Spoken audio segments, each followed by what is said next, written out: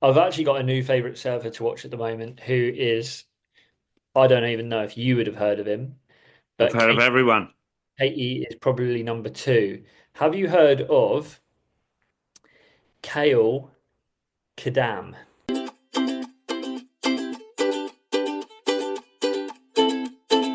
Welcome to the Insiders. How are you, Matt? Yeah, strong, good, happy. Yeah, things are good. And the surf looks like it's about to turn on down here. So, how are you? I'm good. Fuck, you're strong. I wouldn't use the adjective strong for myself today. I've just had two Christmas lunches back to back. Thursday with the older expatriates here, and then yesterday with Euroglass Bell team. That's two lunches on the Terps, and then we kicked on into a bar.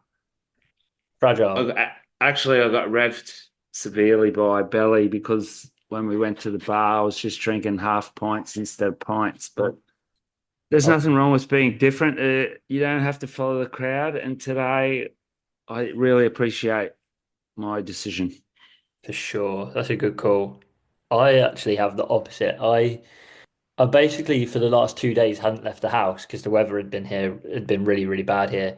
And since booking my Indo trip, I've signed up for the gym for 3 months just to try and make the most of it. And I went to the gym last night and I hit legs pretty hard. And today I regret every single thing I done because I could barely walk. But Ah, but it oh, feels in the gym, the old leg work. yeah.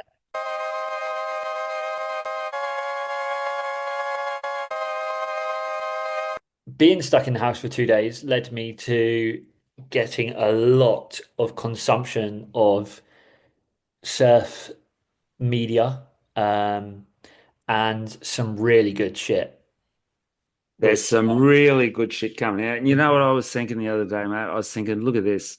Actually, and it's what's happened. The fact that there's really not a whole lot of surfing competitions to watch, which I think surfers in general would watch in the past because there was a lack of content, of which a lot of people now kind of complain there's too much content, but I don't know, there can never be too much because there's a lot of time in the world. Look what's happening, how much creative videos and everything's coming out. yeah, well, I think for me as well is from a consumer's point of view, um, I don't want to keep watching the same stuff. So lately I've not been watching as many of like the vlog style things. I've watched a couple of Nathan Florence's, not every single one, and I really didn't watch much of the Vans, the Pipe Masters, because it's just rinse and repeat. But a couple of the things I have watched um, in the last couple of days haven't been rinse and repeat, and they're the things that I get really excited by. I'll dive straight in. There's something called riding the sardine. Um, what's the last word? Trail? Riding the sardine I run. can't remember. It Riding the was me sardine. that it was me that spawned you onto it. It was, and I absolutely love it Oh, because it's unreal. I've never seen any. I. There's nothing else like it. There's not another. I can't be like, oh, that's like that because it's basically like a David Attenborough documentary mixed with a really core surf trip. And Aidan Messenkamp's really good in it. I really like Michael Margerson, and the boards he's on. Sophie Bell's cool. When I first flicked onto it and I saw that it had Harley Ingleby, I got really like I was like, Excited. Oh, yeah. he's amazing, isn't he? And then Gutted. happened to him. I was like, oh fuck. But I would implore anyone to go and watch that. I think it's incredible. And for the first time in a long time, I think it's 35 minutes or 37 minutes. And it felt like 15 because I was just like engrossed. And what did you think? Like, we get it's so easy to stereotype American narrations, I just thought the narrator was fantastic. He I had that American accent and everything, but it was always kind of interesting without being over the top. He's really, really good. So that guy does Really good. he does the narration for something called 24/7, which is Okay. it's a boxing. They follow when like there's a big fight, they follow two boxers for like 8 weeks up until the fight, and Yep. he narrates it. And I watch quite a few of those, and he's really, really good at that. And yeah, when I heard his voice, I was like, oh wow, like this is cool. This is like a South African trip with this American narration, shot really well. I also what I really liked about it, this is where like it comes a bit I get a little bit weird as well, but like some of the surfers on there was a guy the free surfer, the older free surfer who I apologies, I've forgotten his name and stuff. But Frankie Oberhauser, of that's who anyone from my generation knows yeah. really, really well because he was part of the original Rip Curl search with Tom Curran. Well, did you He see his got, book? yeah, he got plucked out of, uh, what's the word? Obscurity. Anonymous obscurity to travel the world with Tom Curran, and he was like a super freak, incredible surfer. Yeah, how's his boards? And some are just old. That's what I mean, is his boards that was a massive like thing, is like his boards were older, they had like they no doubt had a few dings and dents and all over them and stuff. Doesn't matter. Like you don't need like for every trip you do, you don't need a new board, and for every like you don't need like a lot of. I was chatting to a friend the other day, and he asked me how many boards I've got, and I said I don't think I've got that many. Um, but when I went through them, like over half of them are over 3 years old, and I've surfed them a lot and stuff.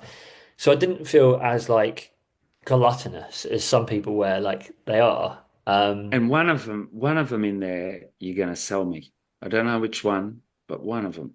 One of them. You're going to bring me down next September. Hey, Aiden Mason Camp is phenomenal. He could be Yeah, on the tour tomorrow. And I'm quite sure he surfs bigger waves really good too, I thought he if was. I can remember. I like the way he surfed. I like the way he spoke. He's done the Changers for a few years. I've seen his name flying about and stuff. But when I see something like this, I'm like, bro, like take this and run with it. If he could do similar documentary style things, similar, following the same kind of, okay, we're going to focus on something to do with nature and do that, but surf with it as well. They're onto something with that, I think. Man, like it was scary for me, kind of watching that. Like scary.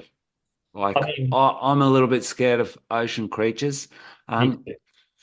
so we don't like run out of uh time in this episode, Matt, which is going to be a massive episode as well because we're going to finish it off with a special guest, Nick Pollet, who is a renowned filmer and cinematographic young guru. I'll let you kind of spruik a little bit about what he's done.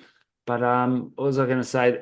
There's a lot going on, so let's like analyze how these people become and give us what we want to watch. What do you know about Nick? So, first of all, I know that he's made a lot with alongside Vaughan Blakely, um, and I am pretty much a fan of anything those two do together. Um, Earlier last year or earlier this year, it came out to the public, the greatest surf movie in the universe, which is basically a Team America version surf film, is one of the greatest things I've ever watched. It's hilarious. It's hilarious, isn't it? It is. I fucking pissed myself. It is so funny, and you have to watch it with that in mind. But he's done, was it the laser breathing dragons that came out this year with Steph? That was him and Vaughan, I'm pretty sure. He done the full the Red Moon. Full Monkey Red Moon with Mick and Mason a couple of years ago. He's done like so many, and he's so creative and exactly what we was just talking about. You don't get like a rinse and repeat. You can tell it's his film, and he's got a style and a stamp that he puts on everything he does, but it's just not like a copy and paste every time. It's very, very thought out, clever, smart. I just like everything he does. I haven't listened to the conversation you had with him because I wasn't available. And I'm really excited to hear more because I know that there's a couple of things that we've spoke about that you've told me that he kind of gives little insights on about what to come, things to come, which we'll leave for you and him to drop. I'm not going to spoil those right now. But Well, I met him. I can't remember when I say let's say it was 10 years ago. It was more than 10 years ago. It was probably like 14, 15 years ago when Christian first started Bradley with his own brand. Somehow that was when there was Sur QS tour or whatever coming through here, and Wilco came past and got a few of his boards, Bradley's boards, and then Wilco ended up nearly basically qualifying on some Bradleys. He got a 5'8" thing, I think it was, and was just ripping. And then within 2 years, he was coming back in for boards, and he had this mate of his with him, and this was Nick. And that's when they were kind of like avant-gardists. They started doing a vlog, and they were doing a whole lot of crazy shit with Wilco and wetsuits, and he was getting loose. And it's turned out that he traveled with him for like what was it, like 8 years or something. So obviously then he honed his craft doing that, hooked up with Rip Curl, which was able to help finance better projects, so you get better. And then I hadn't seen him for years, and then like this couple come into the cafe one afternoon with their two children, and they were just stoked that I was open, and they were able to kind of get an Aussie style cafe. And we were talking back and forth, and he was like, I know. I don't know if I said to him, I know you, or he knew me. And we got to chatted, and then we realized that we'd met each other a whole bunch of times. So we started talking. I started asking him about the greatest surfer of all time thing. And he kind of gave me a little bit of info on that because I saw it was about to come out. And obviously then I said to him, look, if we get a chance, can we do a potty? And after that, kind of forgot about it. But I saw, you know how he's been dropping lately, the clips of like Cloudbreak, Tahiti. Benji, I saw one with Benji Brand. I didn't see that one.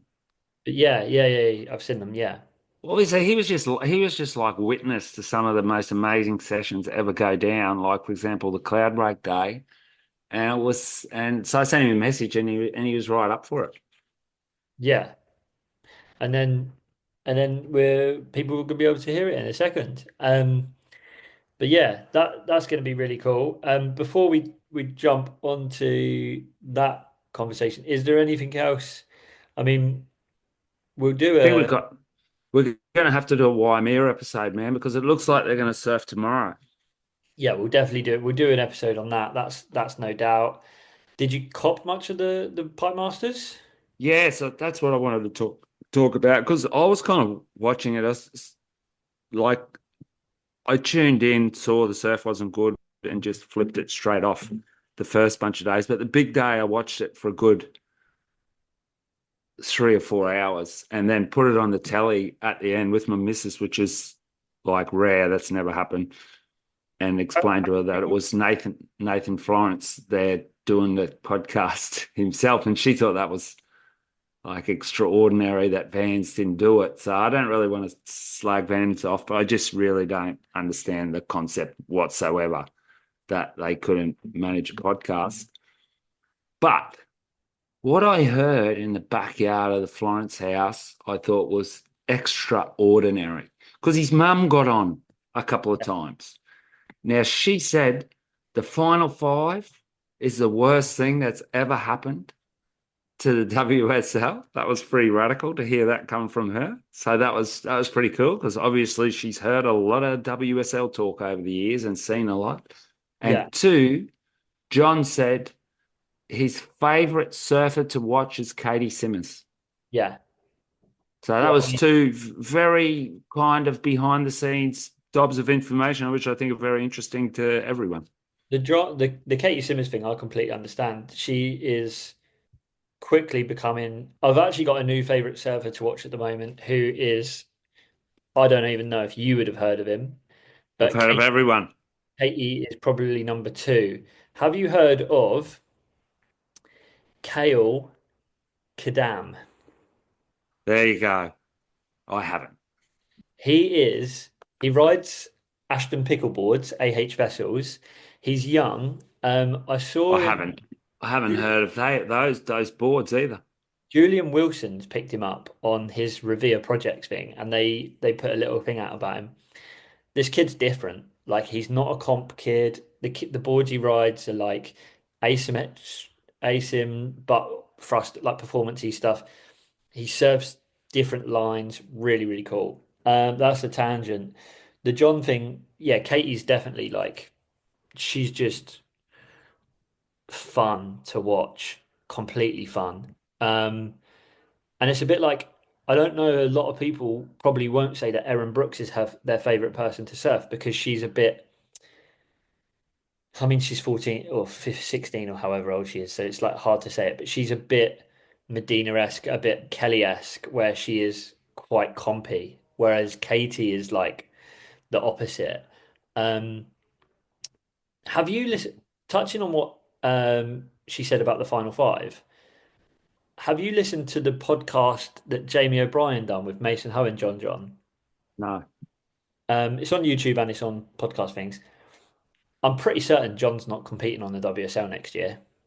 Okay, well, I'll try and listen to it, even though I don't really want to, because like Jamie's got his fingers in too many pies, and I leave the podcast to us, Jamie. All right, if you're listening to us.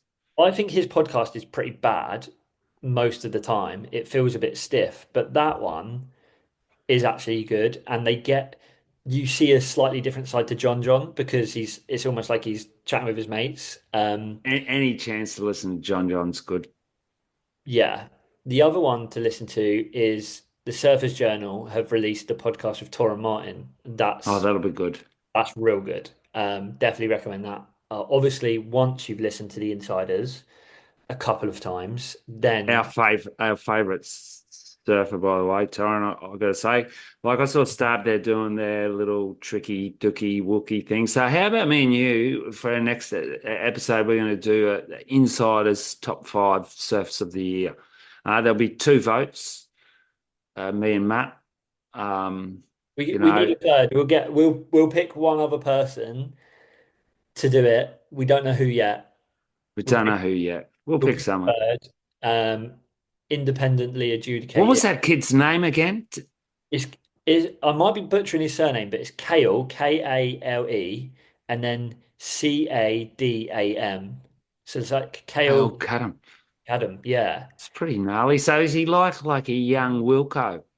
No, he's like this is the thing. He's almost not like anybody. I'll share Good. his Instagram with you, and you might not like him. I don't know, Who but knows?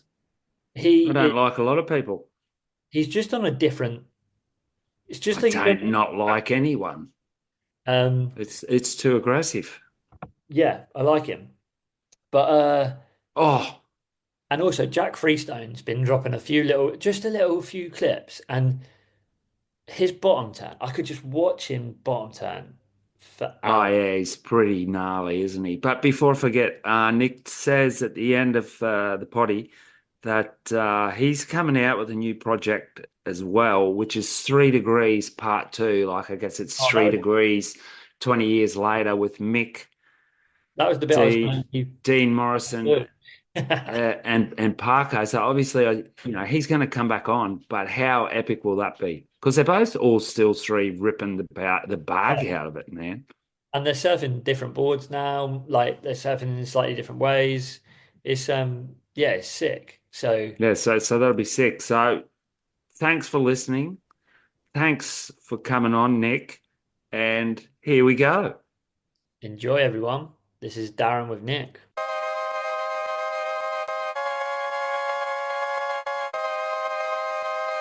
How you going? I'm pretty good. We're both wearing glasses. I know, it's crazy. Almost didn't wear them, but I gotta see. For the codes, I can see your one up on me. You got the Christmas tree there. Oh yeah, we just went and chopped it down the other day. It's kind of dying already though. Think I might We, have to go get a fake one. my one will go probably right here at the corner, but I got a freezer from the cafe. I've got to put it in the garage, and then my son's coming down from Paris, I think, next week, so I was supposed to wait for him. Oh yeah. Oh, So, awesome. That'll be fun. are you allowed to chop them down in the forest there? I don't know. We yeah, this is the first year we've done it actually. We just went rogue the other day. We just went for a drive while it was raining, so there was no one around and just found yeah, that little one. It's pretty ordinary, but it's It's all right. kind of it's kind of well known here, and it's a tradition that all the supermarkets sell actual like Oh, do they? yeah, mini pine trees and stuff. And because where we live here, you'd know there's so many pine forests. Yeah, yeah, for sure. So the problem is you got to vacuum it up every couple of days because your little pine needles start dying, obviously after you got it Yeah, in. yeah, it's fun. I haven't had a real one since I was little, and like even this one dying, I didn't even know if it was a proper Christmas tree. I found it over the street next door, and smells so good. It's just fully smells like Chrissy. Yeah, it's pretty cool. It's It's pretty crazy. cool. But it's hot there, I'm taking. Yeah, it's been pretty hot. Today's not too bad, but yeah, it's been really hot.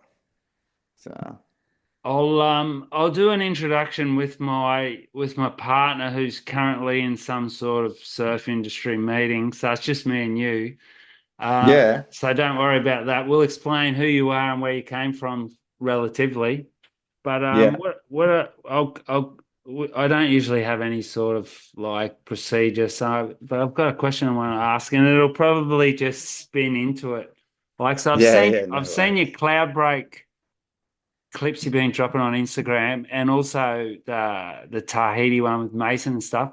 That was when Yeah. you were just traveling with Wilco and like filming on the spot. Was that it during the tour? Yeah, with the cloud break one was, yeah, that was in 2012 when I was working with Wilco and yeah, we were staying at Namotu and then the rip curl Chopu stuff with Mason that was on a rip curl trip.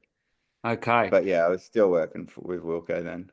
So the cloud break one, that was just yeah, you've been sitting on that footage all these years. Did you think you were going to do something with it, or was just Yeah, how it did that was come about? kind of, that footage I actually put out so long ago, but I guess back then there wasn't really Instagram or anything yet.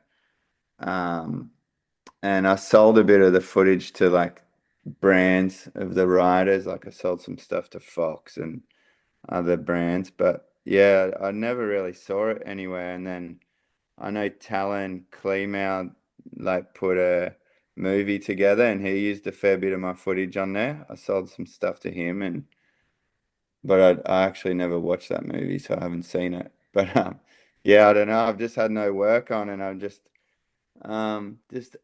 went going through old hard drives and I just realized how crazy it was to rewatch that footage. So I've just uploaded it back raw for other people to see. I'm just starting like a little YouTube channel just so I can just put some random stuff here and there when I've got some spare time. I saw that. I saw that the which was the one? One had 40. That's you, isn't it? Best cloud break ever. Yeah, yeah.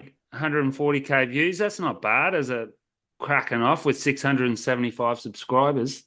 Yeah, fully. I was tripping on that. That was like an old edit I did so long ago, like back in 2012, and I just had it sitting on the hard drive. So I put that up, and then it got that many hits, and was like, oh shit. Like, maybe people want to see the raw stuff, so I just put the raw stuff up. That got a few hits, but yeah, nothing like that one. Is there any way, or is there any way? Of course, there's a way, but are you able to monetize that clip if you get 140K? How does it work? I'm I pretty don't dumb know. with that. Yeah, I think I'd actually just you had to get like 500 subscribers to monetize or something, and I just tried to do it like yesterday, and I got rejected for some reason. So yeah, I don't know. I've got to figure all that stuff out. But yeah, I think people are making pretty good money doing it. Um, yeah, making a full income off it. So you're doing this, like you said, because you got some free time, one, and is it also to sort of drum up future work? Yeah, I guess it is. Yeah, for sure. Like, yeah, you just gotta, I don't know. I'm kind of never really been into like posting much stuff on Instagram um and yeah, spending that much time on that. But I guess you kind of just got to do that now to stay in people's brains, you know? It's a Yeah, devil's advocate, isn't it? it's crazy. Yeah, it's a bit sad, but it's also pretty cool. Like the way everything. I don't know. There's just so much fucking information out there. It's Oh, psycho. it's gnarly. Like I've since I was a kid, I just loved writing, and Yeah, and I only went on social media when was it 2019 because my older son and my niece, she was living over here with us at the time. She was only 15, and they talked me into it because they said I was kind of writing for no one. And I talked to this guy that's now like running or he's involved with a wave pool mag, Brian Dickinson. And he said somewhere along the line, you're kind of lucky you live in this moment because otherwise, unless you were Hemingway or whatever, no one had ever yeah, read what you said. And I guess it's the same with you with filming and cinema.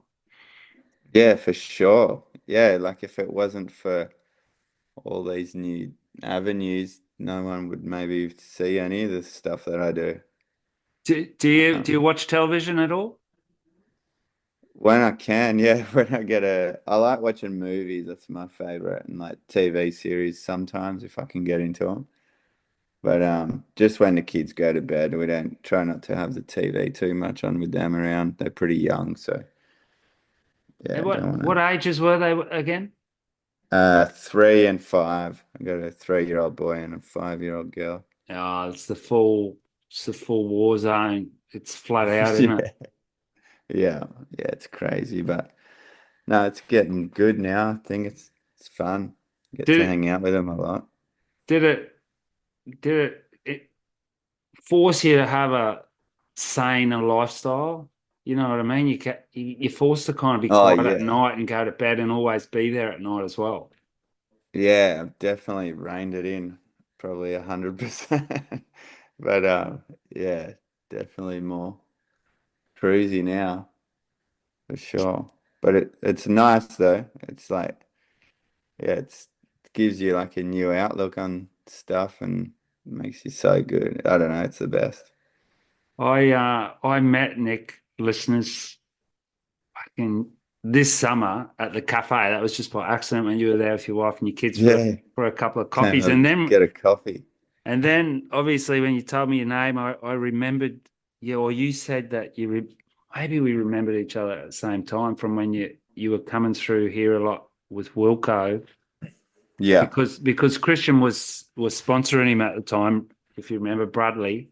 Yeah, yeah, Bradley's a man. So you grew up with Wilco, was that it? And then you started filming him I I didn't really or grow no? up with Wilco. No, everyone thinks that I grew up there. We grew See, up in there you go. separate towns.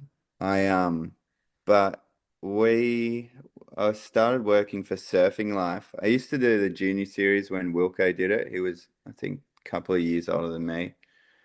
And so we kind of knew each other a little bit from the surf comps, but uh I was working for Surfing Life and we did a trip down the south coast and then I ended up meeting Wilco there, and then he took me on another trip because he didn't have a filmer for Surfing World, and yeah, we just became like best friends instantly. And then he just asked if I wanted to start a blog with him, and that was Out to Brunch. And yeah, I kind of stopped my job at Surfing Life and went full time with Wilco on the road, just having fun.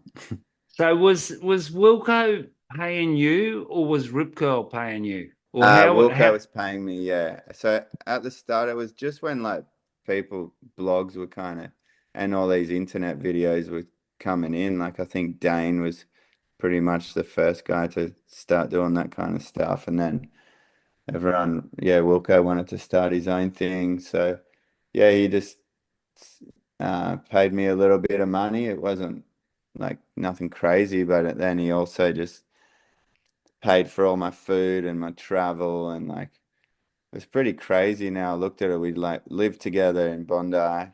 We traveled together every single day over the year, so we're spending time with each other every day. He'd pay for all my breakfast, lunch, and dinner, which never you'd think that would kind of be awkward, but he just made it so easy. Like we always laugh about it. Like we traveled together for about 8 years and we never got in an argument or anything. I think we were just so both easy going and just like the same shit. So it So was pretty, so basically, it's pretty the good. pay that he was paying you was actually you saving money because you didn't have any expenses. Yeah, 100%. Yeah. Yeah, for sure. I think for like yeah, he was about to sign when he's got me on, he was about to sign his contract with Rip Curl. So for the first 6 months or something, he didn't even pay me. He just paid for all my stuff. And I quit my job at Surfing Life, and it was a bit of a gamble, but it paid off. Yeah, the best years ever. And he kind of really he was like a trailblazer with that as it is because it wasn't long after that that the younger surfers realized if they didn't have some sort of media act or personality that they weren't getting sponsored, and it's still the case. And now even if they do, they're not. Yeah, it's crazy now, but yeah, definitely. Wilco just had such a fun personality, and I think yeah, showing that in his videos and stuff definitely made him worth a lot more to companies. Um, yeah, I think it's something that he always had, but maybe the companies kind of didn't show that side of stuff that much. Did you were you doing work for Rip Curl on parallel at that time as well, or were you only doing That, stuff for him? yeah, before that I used to do like when I was younger, filmed a few Grom searches and stuff for Rip Curl, and then when I started working with Wilco, they would take me on all the trips that Wilco would be on, and then Rip Curl would pay me on those trips. And then yeah, I just formed like a good relationship with everyone there. And then after that, Ripco ended up hiring me. So I'd still get to travel with Wilco everywhere, but he wouldn't have to pay me, and we could still work on our stuff on the side. And yeah, I just ended up working on Ripco stuff more. I saw, and I didn't know that, but because I knew Vaughn Blakey produced it, but I saw you also did Free Scrubber. Yeah, yeah. Yeah, me What and what Vorno what did did that one. you what did you do with that? Did you film it, or were you No, backroom with editing? so that with Free Scrubber, that was all shot during COVID by Andy Potts. He's from America, and he was just filming with Tom at the time, and they just sent all the footage to Rip Curl, and Rip Curl kind of just sent it to me and Vaughn and just said, "Oh, can you make like a little web thing with this?" And when Vaughn and I watched it, it was just like, just Tom's character was just so fucking hilarious and awesome. And yeah, I don't know, me and Vaughn kind of like to push each other when we work. Like we just make each other laugh, and we were just sitting there, we just sit next to each other and edit and come up with ideas, and some stuff works or doesn't work. And we ended up just making that, which yeah, some of the parts we just laughed so hard when we'd make it. I think we pushed it too far and deleted some stuff out of there, but no, that was a fun one. That was a one. Yeah, that we were so stoked with how that turned out by, just getting a bunch of footage and not really having any idea what we were going to do with it. But I think people as well, they don't really understand how eccentric some of these surfers can be. I mean, it's such a strange sport. Like it now, it's been really homogenized and everything. But guys like Tom, they're just not normal, are they? He's not normal. no, he's normal in like he's like a little kid, Tom, I reckon. I just did a trip with him in May this year. And oh man, he's just such good company. He's always happy. He's weird in his own way, but it's like so good. You need that. It's so So, good for all these guys to have character like that. what trip was that? Was that the one with Stephanie and Mason? Yeah, the laser breathing dragons one. Yeah, we were talking about that with Matt the other week on the potty because it's pretty sick. He came into the old factory. I don't know if you ever come to that one. That was Yeah, near. maybe. We had the real old factory, and he come in one day with Leanne, his daughter, and some of his other kids, and we had the Channel Islands distribution and manufacturing at the time, and it was like out of a movie. You couldn't have planned it. There was like 8 red beauties that had just been wet rubbed right in the rack as he walked in. No way. Yeah, and he just went over and he was just picking them up and looking at it and everything. And I was just like, they're selling well, pretty sick board. And he kind of gave us the full history. I didn't even ask him. He just gave us the full history on that board. And his own kids mustn't have heard any of these stories too. And they were just sitting there like listening, Really? students. Yeah. Wow, that's so cool. Fuck, that's And so funny because on that trip, Tom rocked up. I was going on the trip thinking he's going to come with the craziest boards, like a full twin fins, and he rocked up with just two high performance shortboards that I think were made for Joel Schenker, or I forget how to pronounce his name, but yeah, I just did not picture him just to have two high performance shorties, and that's all he brought, just that. Um, but it I think kind he of rode. it looked good him Yeah. surfing them, didn't it? Oh man, he's just so agile and stuff. Still, he's him just going straight. He's like the best thing ever. It's crazy. So Free Scrubber just smashed it. It's probably I can't remember looking, but it'd be close to 1 million views or more by now, wouldn't it? Yeah, yeah, yeah. That one did really well. Yeah, I think I haven't looked for ages, but yeah, it's about 7 or 800,000 or something like that. I think. So I if don't you know. guys do something like that for Rip Curl, are you able to sort of I don't know how any of that works, but I'm interested. Are you able to Yeah, hold yeah. like a royalty based on if Well, something goes better than, or is it just a straight out sell and then they own it? it's it's just a straight out sell and they own it. Yeah, but with those ones, that was kind of like mine and Vaughn's first kind of ones we did for Ripcar, but yeah, it would be cool to own a little percentage because I don't think that's much money in YouTube, like with that many views. I don't know. Yeah, I have no idea, but yeah, it's pretty cool. It got that many views, that one.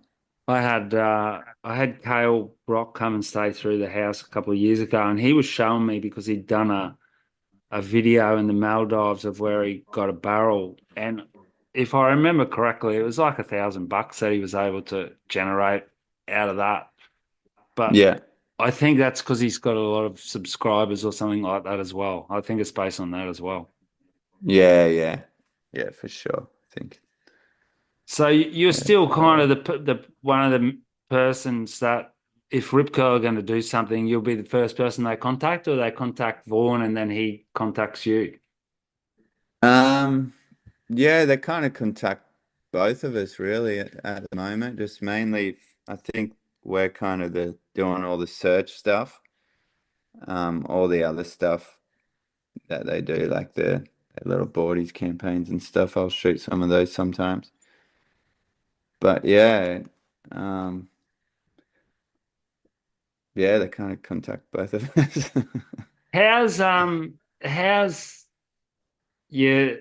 I watched it. It hadn't come out yet. What's it? The Greatest Surfer? What's it called? The You can greatest tell. surf movie in the universe. The Greatest Surfer movie in the universe. I've honestly, Oh yeah, have you seen it yet? yeah, I did. I watched it. Fucking, I like I'm Australian, so it's probably different, but I pissed myself on Oh, that's awesome. many, many occasions.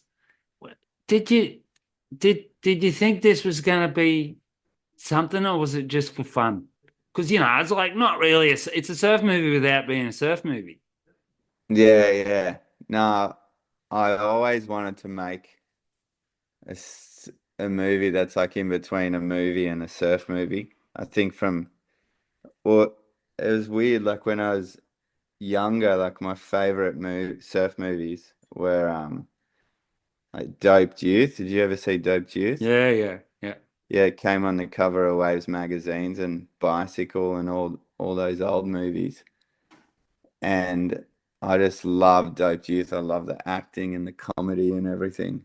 And then when Vaughn and I started working together, he was like, "Oh, what's your favorite surf movies?" I was like, "Oh, Dope Youth," and like, he's like, "Oh, my movies," and I was like, "What?" And I didn't realize, but Vaughn had made all those movies, and so I was like, "Fuck!" I've always wanted to do. I've always had this idea ever since watching Team America and like to make the greatest surf movie in the universe, but I didn't know it was going to be called that or anything, but just to make some whacked out stop motion movie. And I hit Vorno up like a few years before we made it, and he flagged me. He's like, "Oh, I don't think it's kind of a good idea or anything." And then when COVID time happened, I I just was just sitting at home and I had no work on and I was just kind of freaking out. I was like, oh, fuck, maybe this is a time I try and make a movie. And I was like, oh, maybe I'll just do that crazy idea I had and I'll try to get Vorno involved. And we started a Rip Curl project like about a month after I'd started working on this movie. So I kind of was able to drag him in and yeah, then we got some funding from it kind of all just snowballed. Yeah. I could see in my head that it had legs, I thought it was a good idea. But yeah, Did, no, I is don't it know. is it a pay per view thing, or did It, Stab rented it off you and stuff like that? Didn't they? so I sold it before I'd even made it. I sold it to a production company. So that Yeah. and then they ended up funding the rest of the film. So I was able to go into like these facilities in Brisbane and make it with like the best sound engineers and the color grade guy who did it worked on like the Elvis movie and stuff.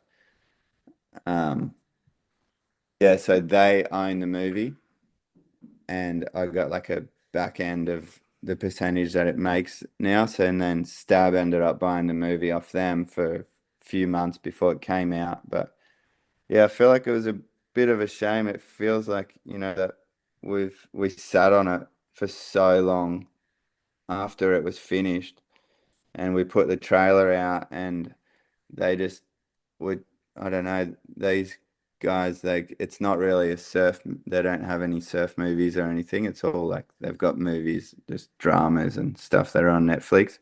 So they're trying to sell it to people in America and sell it as like a movie. And in the surf world, it kind of ages, it took like 2 or 3 years or something for it to come out after we'd released the trailer or something crazy like that anyway. So yeah, I feel like I wish we just put it out as soon as it came out. It lost its momentum, you think? Yeah, exactly. And then on top of that, we did like the first premiere and did 5 premieres and it was started getting momentum and seeing people's reaction and stuff was so good. I was so stoked. And after those premieres, they just went silent for about a year and then they wanted to do more premieres.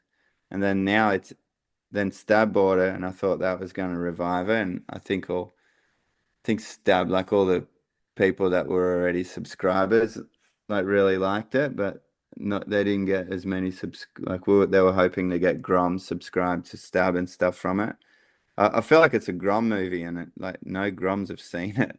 Yeah, yeah, And yeah. And I think if you're an adult, the people that, um, I reckon that the majority of Stab subscribers are potentially American as well. It's got a quite heavy, Aussie uh, humor. yeah, yeah, yeah. Like with it, what was it? Fuck, isn't it a unicorn or whatever? Yeah, Did yeah. did they ask you to re-edit any of that stuff out? Because some of it's pretty extreme, as in funny and um, thought-provoking. Or they just No, like they as in the surfers. Yeah, and I can't remember. There's some pretty erotic humor in there as well, I think. I can't now I can't remember. I'm going to rewatch it again Yeah, I'll have to rewatch it. because I saw No, I, we actually didn't show any surfers anything until the first premiere when it was finished. So they'd already signed everything. They couldn't change a thing. so But so so they did all that stuff for free. It was just for fun for them. yeah, yeah, they just did their lines. It took like 20 minutes a surfer really to do it. They had no context of, they didn't know the storyline. We just gave them their lines and told them how to say them. And like, say you're angry in this bit, you're saying it like this. Um, but we just made sure that we weren't making anyone look bad. That was like our number one rule because these guys had trusted us to Yeah, be in yeah. the movie that's so out there already. So, and they're all our mates. So yeah. Oh, no, yeah. Even if they weren't, we wouldn't throw anyone under the bus like that. Who did the modeling? The is it like plasticine modeling or clay It's modeling? just, it's actually just, I just bought these bodies on eBay. They're like, they're just bodies with no heads, and they've got this little thing, and then I got bobbleheads made of each surfer and just blue tacked it on. So if you rewatch the movie, you'll see like blue tack hanging off all the bodies, and it's pretty DIY for sure. That's for sure. And the sets, did you make the sets yourself? Isn't there one where Uh, I sh they're in the I desert shot and it all stuff? on. Yeah, I shot it all in my garage on a green screen. I used this table. I could show you actually if it's I've got it in my garage now, but yeah, I shot it on a green screen and I just got all backgrounds off the internet. What's a green screen? Is that just A green screen's to do basically a projection or something? it's a green paper roll that you put behind them and behind the dolls or behind anyone. So yeah, it's a big green paper roll, and then when you drag that into the editing software, you basically just highlight the green and take it out, and then you can replace everything that's green with anything you want. So you just make sure the surfers or the dolls don't have any green on them. So you ended up from filming, kind of becoming a bit of a specialist in in videography and like film production, basically. Yeah. So you're looking outside the surfing market Yeah, 100%. That's definitely what I like dream of doing when I when you feel like grow when I'm up. older, but maybe I'm older now. Yeah, I don't know. I don't really know how to get there. Um, but yeah, I'd love to make a film that's got nothing to do with surfing. I think I love comedy, like, and I think doing this film's taught me a lot more of that. Like, I think going to a few premieres and seeing the reaction of people like in front of me just crying with laughter in their hands and stuff just makes you feel so good that you can, laughter is just so good for you. Like you could be having a shit day and just it takes you out of your head. I feel like I really want to make people feel that more. So I think that's why I want to keep doing comedy stuff and um but yeah, I'd love to do a full acting movie, that would be all time.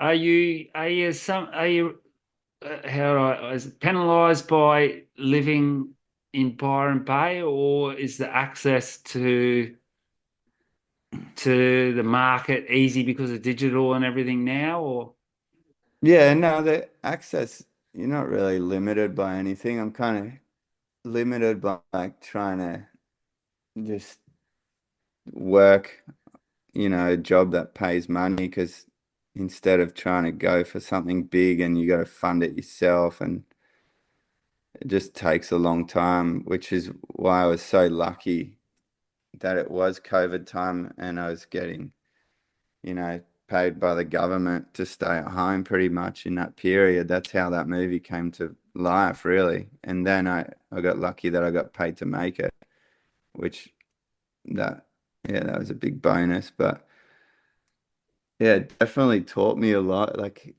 on how you can get funding to make movies and stuff. It's just, yeah, I don't know, you just got to go for it, which hopefully I'd start doing that soon.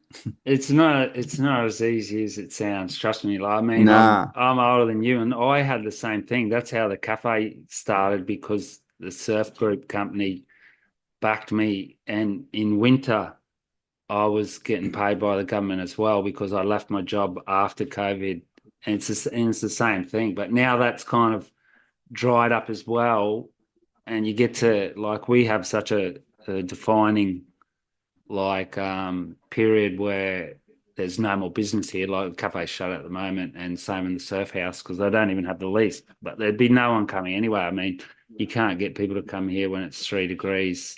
And I guess for you, you're following like the surfing cycle, and as you work for yourself, it's not like going to a full-time job every day, is it? No, no, it's not. Yeah, it's got its perks. Like it's awesome when the work's there and it's coming in and then yeah, I guess you just like this time of year it's summer and it's the surf's fun, but yeah, it always everyone's just shutting up for Christmas, so it's yeah, it's a bit hard sometimes, but yeah, also I I don't know, I always tried to kind of go out of surfing and I've just keep realizing that that's what I love filming surfing. Like I love surfing anyway. And I think especially nowadays, having kids and being a lot busier, I don't just get to surf as much as I want anymore. So whenever I go for a surf, instead of like if I'm having a shit surf, be kind of angry, I can just go out and duck dive a wave and it feels just, it's like the best thing ever. So it's the same with filming. If I get to go to the beach and go in the water and film my mate surfing, it's kind of similar to going surfing. And if I can get paid for it, just it's awesome. It's like I'm taking time off, but I'm working. Do you film the good days there still, or would you surf? Sometimes I'd rather surf for sure. If the work's been good and I can just afford to go surfing, yeah, for sure. But the thing is around here, it's kind of hard because if it's good, there's a million people shooting anyway. So it's a bit hustly in a way, I guess. Yeah, I don't know. Who's the best young surfer or guy or girl coming out of the Byron Bay Shire at the moment? Oh, the Byron Bay Shire. Oh, Byron, that's where you live, isn't it, Byron? Yeah, yeah. Um, get like Jai Glinderman's really good from Lennox, and oh, there's so many good people up here. It's crazy. There's who else?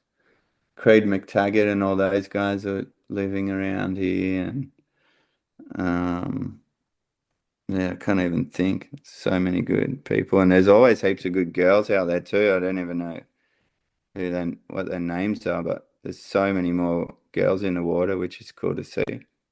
I went there one year. What was it? We were there. We went down a surf trip from Maroochydore, and we ended up at a Byron Bay board riders like barbecue at some guy's house up in the hill. Was it a guy called Oh yeah. Kingy? Was there a Oh guy King? yeah. Yeah. That's Caius and Rasmus's dad. I forget his name. Yeah, he's a legend. And It was a nice day. Margot was there at the barbecue. That was just before he kind of become big. And it's Yeah, still right. like, oh, I mean, it's still that. I watched. You got Netflix. I watched. I couldn't watch it all. I watched like 3 or 4 episodes of that Byron Bays. Byron Is it? Bayes, yeah. Yeah, yeah. Is that realistic of what the neighborhood's like? Oh, nah, not at all. Okay, good. It's nah. But yeah, we had a friend in that show actually. But yeah, I think that's pretty cringy, that stuff. Was it a success, the show there? I think so. There's lots of people talking about it, so I guess that's a good thing. It was like the favorite town in the world for my wife. Like when we first started going back there, which would have been first time was 2002 because my parents took me there when I was a kid, and Yeah. and we used to go there like so every 2 years, and it was so crazy to be able to see the change over the 2 years because I think one time we didn't go for 4 years. It was probably like from 2006 to 10 or something like that, and it was just ridiculous. It went from being like $2 a pie to $6 for a pie. Fuck, it's like $12 a pie now. $12. Nah, maybe not 12. I don't know, $10 for sure. Does your wife have a full-time job to help you support your creative career? Not yet. We're just our kids actually are not at school yet. They start school next year, so yeah, they'll That'll change life for you. yeah. Yeah, they're both one's gonna go to preschool and the other one's gonna go to big school. Full-time So yeah, babysitters. yeah, for sure. Yeah, that's gonna be crazy. Yeah, when we saw you, that was kind of our big trip before they started school next year, which is yeah, we kind of took the year to spend as much time as we could with them before they started. So I'm looking at my thing because we're the old schoolest podcasts there is. I've got 2 minutes left, and then I've got to go and pick my son up from school. Yeah, Actually, no worries. what's your next project? We're actually working. We've pretty much finished it. You remember 3 Degrees, the Yep. Nick, Joel, and Dingo movie? Yeah, we're remaking that with those guys and Vaughn. So that should be wrapped up at hopefully by the end of January, and then yeah, I don't know. Hopefully this year make another movie. I reckon How will it'd be we nice. watch? How will we watch the new one then? The new 3 degrees. 3 Degrees. We're not sure yet how that's going to pan out. That's the boys have funded the whole thing, so it hasn't been a. Yeah, that one should just come out somewhere. Hopefully, probably Now, might come over there and do a premiere. Be fun. well, we can do it out in front of the cafe. Oh yeah, that'd be awesome. We'll put a tent and everything. Yeah, sick. Thanks for coming on, Nick, and have a Merry Thanks for Christmas. having me. Yeah, you too. Good to see you. I'll um And I'll send you a picture through of my tree when I go and get it. yeah, 100%. Send one over. And give my best to your missus who's behind you, I think. And have a Oh have yeah, a sick holiday system there she is. season. You. All right, good Good day. to see you, man. Thanks Same. for the chat.